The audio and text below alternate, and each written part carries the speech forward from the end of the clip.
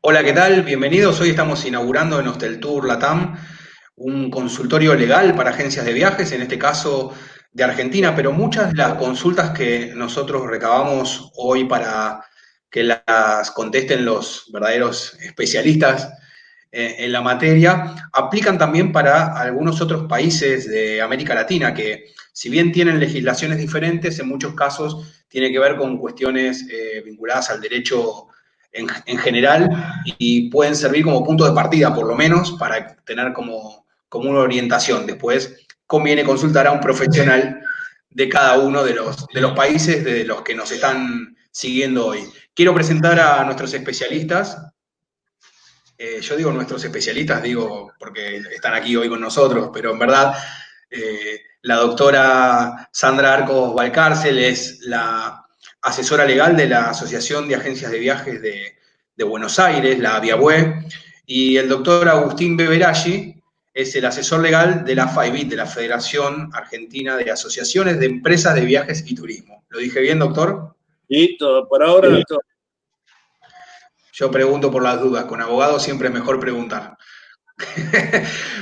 Bueno, en primer lugar queríamos hacerle, si les parece, una primera consulta que es propia, es una consulta como para poner un poco en marco toda esta charla y tiene que ver con el contexto de la pandemia, ¿no? Que está generando una situación inédita y es que no se pueden prestar los servicios. O sea, ya no por una cuestión simplemente física o jurídica, sino por ambas. O sea, estamos en una situación de fuerza mayor. Lo que le quiero preguntar es si esto justifica que los prestadores, en este caso, bueno, las agencias de viajes, desconozcan los pagos que le han hecho sus pasajeros, si es posible y, por otro lado, si esto es conveniente. A ver, Doctora, sí, sí. Bueno, la realidad es que la gente de viajes no puede desconocer los pagos. Si bien es cierto, como decís Rolando, que esta es una situación de fuerza mayor, y fuerza mayor entendida como un hecho sobreviniente de la naturaleza, imposible de prever, imposible de sobrellevar en este momento y totalmente imposible de conocer por las partes, lo cierto es que la obligación de la gente de viajes es respetar aquello que le ha sido pagado. ¿Cómo es que debe respetarlo? Bueno, de dos maneras. O bien proporcionando el servicio en la medida que se puedan prestar esos servicios, porque hoy hay una imposibilidad no solamente fáctica, sino una imposibilidad legal. No nos olvidemos que tenemos decretos de necesidad y urgencia dictados en la Argentina, igual que en casi todos los países de Latinoamérica, en donde las fronteras están cerradas, los pasos interjurisdiccionales están cerrados, la gente no puede llevar a cabo sus viajes y además, en el caso puntual de la Argentina, tenemos un decreto que es el 408 que prohíbe las prestaciones turísticas, prohíbe la actividad turística. Lo que no quiere decir que la gente de viajes deba desconocer esto. La fuerza mayor impide la prestación, pero en cuanto el servicio pueda ser prestado, naturalmente deberá ser prestado. Lo que sí autoriza la fuerza mayor es a evitar el pago de indemnizaciones, por ejemplo, por daño moral por la falta del cumplimiento temporal de la prestación, pero de ninguna manera desconocer los pagos. Claro, ahí muy bien. el Sí, doctor. punto es que el caso fortuito, que es justamente un hecho de la naturaleza, más los hechos del príncipe, que son las medidas que toma el Estado para paliar la crisis o pandemia, COVID-19, llamémosle como resulte, todo eso, además, las medidas concretas para enumerarlas, ¿no es cierto? Cierre de fronteras, restricción del transporte, eso termina con el turismo. No existe el turismo, pero además lo que le provoca al turismo es la rotura o el quiebre de su flujo comercial.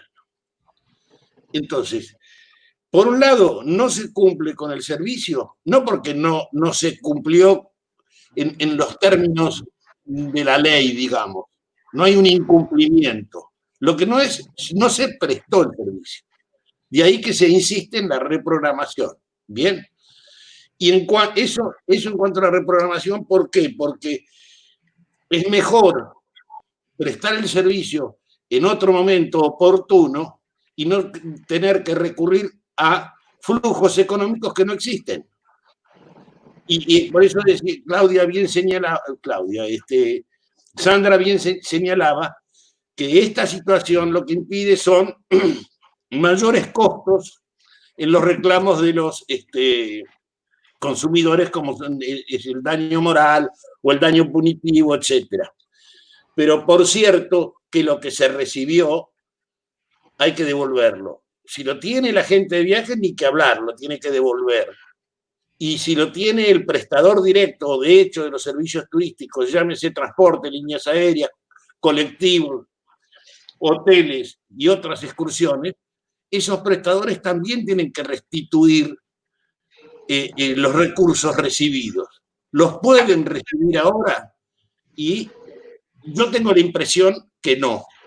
Por eso hay que darle tiempo a la solución de esta cuestión y no llevarla a juicios que encarezcan para todo el sistema los costos de esta pandemia. El punto para mí esencial de esta cuestión es que la pandemia tiene como víctimas al consumidor, a los prestadores directos o de hecho de los servicios turísticos, sea transporte o lo que fuere, y a las agencias de viajes. Entonces, de común acuerdo, como varias veces lo hemos escrito con Sandra, esos tres actores del contrato de viaje tienen que atender la vivencia de ese contrato y su reprogramación o la cancelación de ese contrato y la devolución de los recursos. Pero para eso se necesita tiempo para recomponer el flujo económico financiero. Excelente, doctor, muchas gracias. Voy a tratar de intervenir la menor cantidad de tiempo posible porque quiero dejarles tiempo para que ustedes puedan explicar y responder las preguntas que nos fueron haciendo llegar las agencias de viajes. La siguiente pregunta tiene que ver con una cuestión de coyuntura, y es que se han dado muchas denuncias a través de las redes sociales porque, claro, este marco, esta situación que describían ha hecho proliferar los reclamos. Y lo que vimos es que se ha dado la situación, y lo voy a hacer concretamente en la siguiente pregunta. Dice, ¿se puede cobrar unilateralmente a un pasajero un costo de reprogramación por un producto que no lo tiene, como por ejemplo ya lo anunciaron algunas compañías aéreas? Lo pregunto de una manera más sencilla. Al principio se generó un conflicto con los prestadores, particularmente con las compañías aéreas, que empezaron a cobrar penalidades. Bueno, finalmente anunciaron en muchos casos que no lo iban a hacer. ¿Puede la agencia de viajes cobrar penalidades para efectuar esas reprogramaciones cuando el prestador no las está cobrando? Permiso. Sí, por favor, doctor. Yo entiendo que en esta situación, como la describí hace unos instantes, y las agencias de viajes no pueden cobrar penalidad, lo que pueden cobrar son costos, porque la agencia de viajes como intermediaria tiene la obligación de informarle todo lo que fuere relativo a esta circunstancia, pero además de informar, lo tiene que asistir. Debe la debida diligencia, lo que se denomina debida diligencia en esta materia. Asistirlo significa tomar contacto en donde sea que haya hecho las reservas de hoteles, de excursiones, de lo que fuere, y gestionar los reintegros. Y eso tiene costos. Y esos costos no tiene por qué pagarlos la agencia. ¿Me explico? Entonces, si los costos los puede trasladar, por supuesto que entiendo que los puede trasladar. Que Sandra dé una mejor explicación, que conoce mejor que yo la jurisprudencia última, porque yo ya estoy retirado, me gusta tocar de afuera y no en el escenario.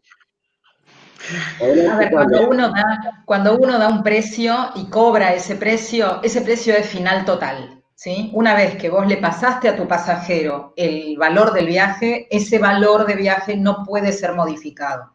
Ahora bien, en esta circunstancia y en esta coyuntura, los costos que hubiese por la reprogramación si bien entendemos que el prestador no podría cobrar un costo adicional, ¿sí? También es cierto que parte tu pregunta del hecho de que las líneas aéreas decían que iba a haber una penalidad. Las líneas aéreas puntualmente lo que han hecho es ir cambiando sus políticas de cancelación a medida que iban transcurriendo los primeros días de la pandemia. Los primeros días sí le decían a las agencias de viajes, y estas lo podían captar a través de la información que surgía en los GDS, que efectivamente había costos por la reprogramación. Esas políticas se fueron cambiando con el curso de los días. Y como bien dijo Agustín, la obligación fundamental de las agencias de viajes es la información. Se obligan por aquellos que dicen y por aquellos que no dicen. ¿Por qué? Porque es la parte que se entiende, y jurisprudencialmente se ha entendido así, posee la información.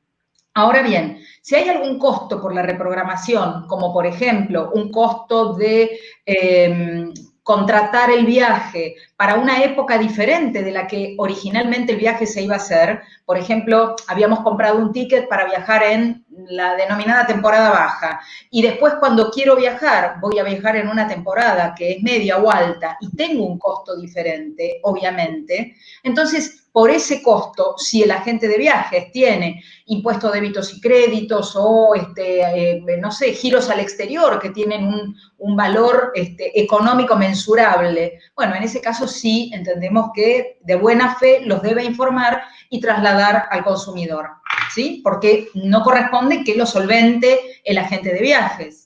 Son costos extra. Ahora, no así las penalidades, que entendemos que ni el pasajero, ni por supuesto la agencia de viajes, o sea, el prestador no debería cobrar una penalidad por cambio de fecha en virtud de las disposiciones que impiden ejercer la actividad turística. Muchas veces, me quedé pensando, doctora, muchas veces tiene que ver con cómo se informó el costo que se cobra, ¿no? A veces la denuncia o el reclamo surge a partir de que no se le informó correctamente qué es lo que se le está cobrando, ¿verdad? Y en otras oportunidades, porque no se dejó constancia de la información, que es lo más común, que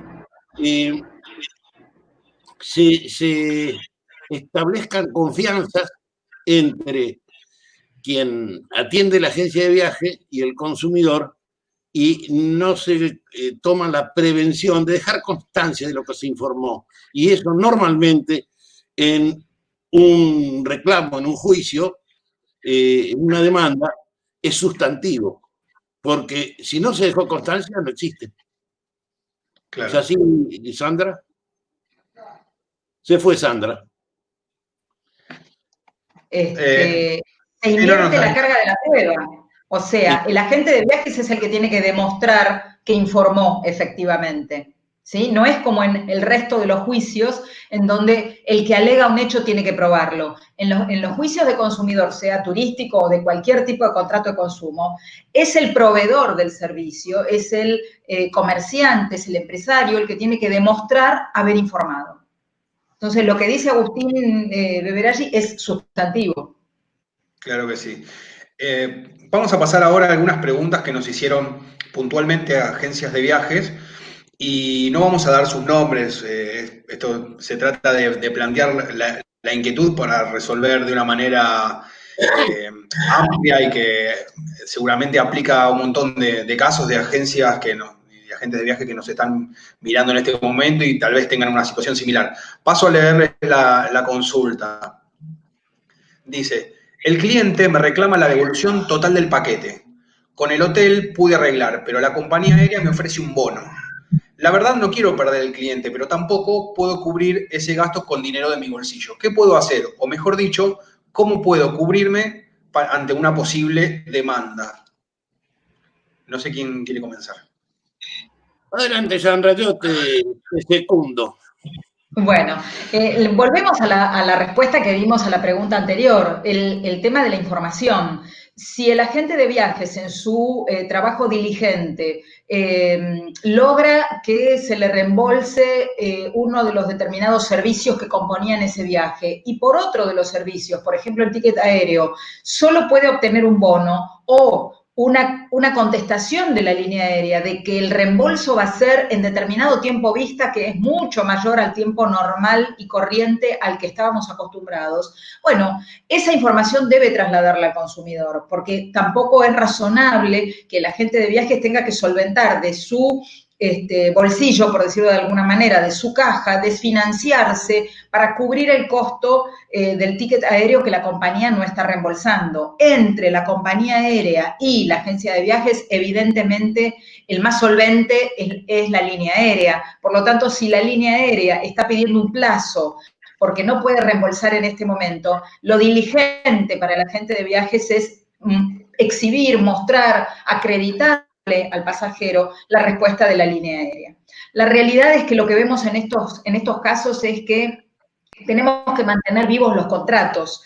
Lo último que quiere la ley es que los contratos se rompan. Entonces, en el marco de la buena fe y de la debida diligencia, informando bien al consumidor, al pasajero, la agencia debe demostrar y dar un trato contenedor a ese pasajero que hoy quiere su dinero y no lo está recibiendo. ¿Por qué? Porque es un imposible hoy, fácticamente, que la agencia de viajes, que es totalmente por la falta de facturación, pueda devolver aquello que quien es más fuerte, como la línea aérea, no puede hacerlo. Muy bien. Doctor. Ahí volvemos a lo que señalábamos antes, que este momento son las tres partes las que tienen que componer la continuidad del contrato o el fin del contrato, pero con criterios propios de una crisis. Que es decir, estar tratando de compaginar la mejor solución en la que cada uno ponga lo que tiene que poner y el otro reciba lo que tiene que recibir, pero con las circunstancias que nos tocan vivir de por medio. Muy bien. Pasamos a la siguiente pregunta, si les parece. A mí me parece que quedó clara la respuesta. Dice, vendí un paquete de turismo interno en Argentina para los primeros días de mayo, que no se pudo concretar por razones obvias. El pasajero acepta reprogramar el viaje y entiende el contexto, pero el hotel no tiene fechas para confirmar en 2020 todavía. Y para 2021 tampoco tiene tarifas confirmadas, es decir, no sé cuánta diferencia de precio pasarle al cliente. ¿Puedo poner una tarifa probable y ofrecérsela o corro mucho riesgo? Te largo yo a mi estilo. Por favor, doctor. Si le da una tarifa, es un imprudente, porque no hay tarifa. La reprogramación, seguramente el hotel te va a reconocer la reserva que no utilizaste o el precio de las noches que tenés pagas. No creo que no lo haga porque sería absolutamente también contraproducente para él. Lo que no podés es aventurar viajes que no puedas cumplir. Es una imprudencia total. Adelante, Sandra. Sí, la realidad es que justamente como dijimos en la respuesta, en una de las respuestas anteriores, el precio cuando se da y se paga es final total, a menos que se varíen los servicios. Si hay un cambio en los servicios y los servicios contratados ahora son más onerosos, evidentemente sí habrá que pagar esa diferencia.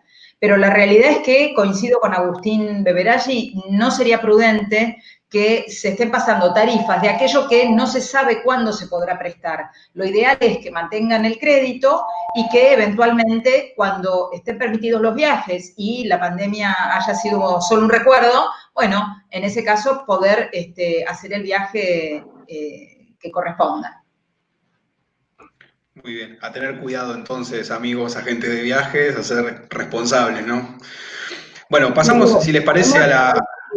Sí. En relación a todo lo que estamos conversando, yo quiero señalar algo. Esta es una actividad comercial profesional. Todos los agentes de viajes, empleados y empleadores, empleadoras y empleadoras, ¿cómo se dice así, no? Bien. Tienen para sí o se tienen para sí como profesionales del turismo. Y el profesional del turismo, en las distintas circunstancias, tiene que actuar como un profesional. Es decir, cultivar con toda efectividad la composición del viaje que interrumpió la pandemia. Y además, convencerlo a su cliente del mejor modo posible para tratar de llevar las cosas en un medio comercial profesional. Este no es un medio cualquiera. Los empleados de las agencias de viaje están muy reconocidos por los propietarios o por los empresarios de agencias de viaje, porque normalmente son individuos preparados y que se abocan con responsabilidad a su trabajo. Entonces, así como ponen empeño en vender una excursión, tienen que poner empeño, simpatía en recomponer los contratos que han sido interrumpidos por la pandemia. Eso es un buen momento. Esto no es derecho, esto es caminar derecho. Muy bien. Sí, no, lo que iba a comentar es que más allá de la conveniencia o de la responsabilidad legal, es conveniente hoy demostrar la solvencia de la agencia de viaje frente a la venta particular, ¿no? Claro. Es una cuestión ya de supervivencia como intermediarios. Bueno, pasamos, si les parece, a la última pregunta. Y dice así: hoy en Argentina están prohibidos los despidos por otros 60 días. Recordemos que se prorrogó la prohibición de despidos y de suspensiones sin causa en la Argentina por decreto, ¿verdad? Pero antes estaba vigente la doble indemnización desde principio de año en caso de despido. Cuando caduquen estos 60 días, es decir, en julio, si mal no recuerdo, si despido, ¿tengo que hacerlo al 200%, es decir, con la misma doble indemnización? ¿Lo tengo que hacer al 100% o me conviene esperar una extensión o algún beneficio extra? Yo te voy a hacer una introducción. La respuesta esa la va a dar mejor Sandra que yo.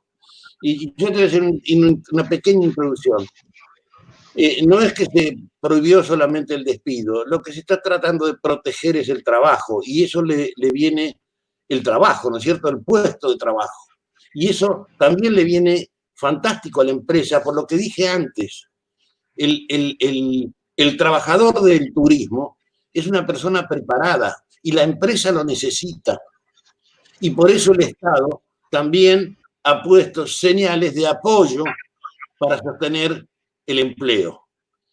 Y de ahí las prohibiciones. Ahora, otras especulaciones es mejor que las especulaciones técnico-jurídicas que las comente Sandra. Bueno, como dijiste, Rolando, efectivamente tenemos una norma que es la que fijó por decreto de necesidad y urgencia en diciembre pasado, el decreto 34/2019, fijó una doble indemnización en caso de despido directo, ¿sí? El despido sin causa, digamos. Esa doble indemnización corresponde a los rubros indemnización por despido y a los rubros indemnización por preaviso y aguinaldo sobre la indemnización de falta de preaviso. Ahora bien, este decreto está vigente y naturalmente se dictó al inicio del gobierno de Alberto Fernández como modo de protección de los empleos.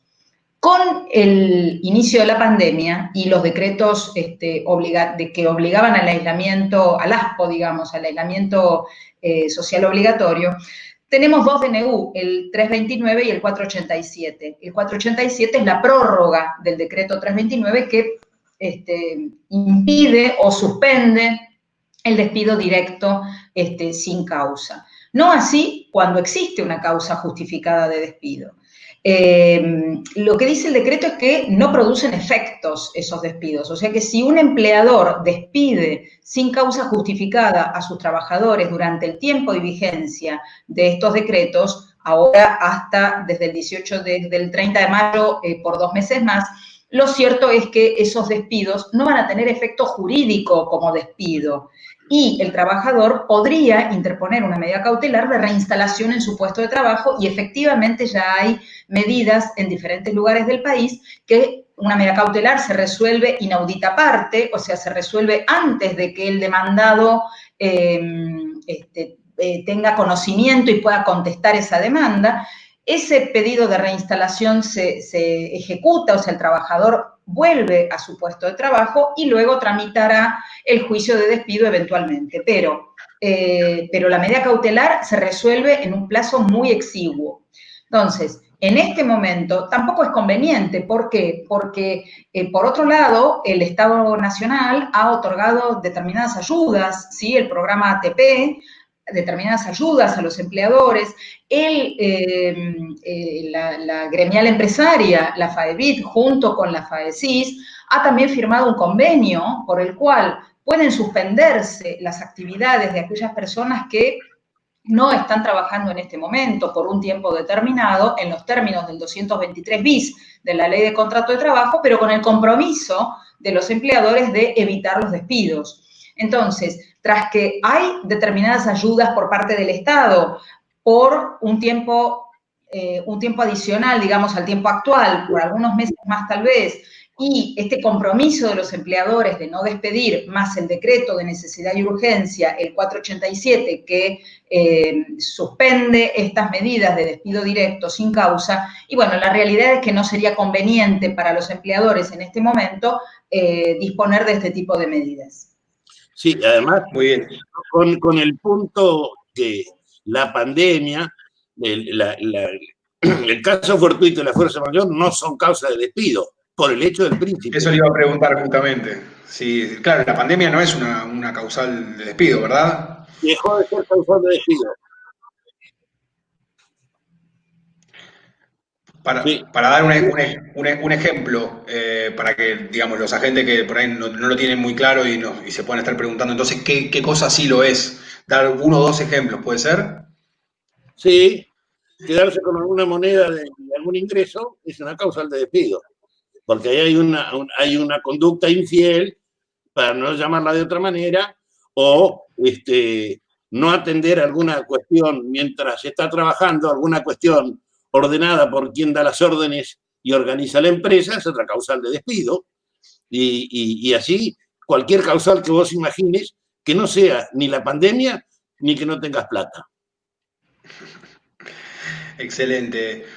Sandra, Agustín, yo les agradezco muchísimo por este tiempo. Sabemos que es un momento muy complicado para sus agendas, porque si hay algo que sobra en este momento son causas para dirimir y por todo este marco que estaban describiendo, ¿verdad?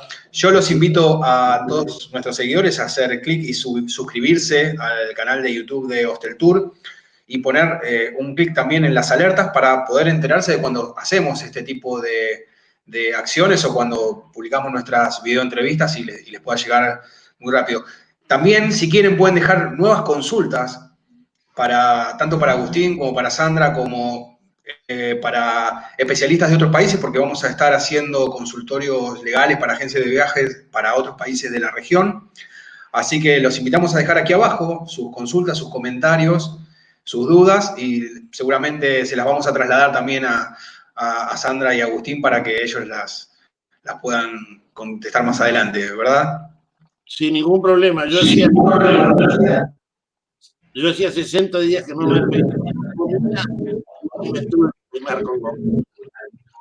Es un honor para nosotros, doctor, que se peine para Hostel Tour. Doctora, Bueno, doctor. muy generoso, Rolando, el tiempo que nos dedicaste y bueno, y vamos a estar atentos a si hay nuevas consultas para poder intentar al menos, no digo llevar tranquilidad o claridad, sino simplemente escuchar, atender qué dicen los agentes de viajes y poder estar con ellos en este momento. Y también tranquilidad y claridad. A disposición de ustedes y a disposición para ser útiles a todo el colectivo del turismo. Muchísimas gracias. Un gusto, ¿eh?